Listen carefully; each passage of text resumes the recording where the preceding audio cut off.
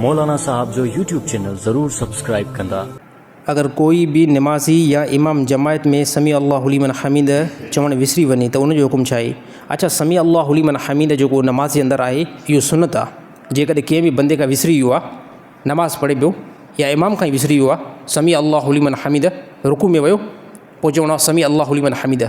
सिधो थियण जे लाइ कंहिं बि इमाम खां विसरी वियो त यादि रहणु खपे त इहो नमाज़ जे अंदरि सुन्नत आहे। ऐं सुन्नत जे निकिरण सां सजदा सहव लाज़िम नाहे थींदो। सजदा सहव लाज़िम नाहे थींदो। जेकॾहिं कंहिं बंदे खां विसरी वियो न त बसि पोइ नमाज़ खे पंहिंजी खे कंप्लीट करे नमाज़ थी वेंदी। जमायती अकेलो पंहिंजी नमाज़ पियो पढ़े, यानी सुन्नत पढ़े पियो, नफ़िल पढ़े पियो या फ़र्ज़ पढ़े पियो, उनखां बि सेम ईअं वेसर थी वई त समी अल्लाहु लिमन हमीद न चई या सिर्फ़ु रब्बना लकल हम्द चई, त इन सूरत में इहा नमाज़ जे अंदरि सुन्नत आहे।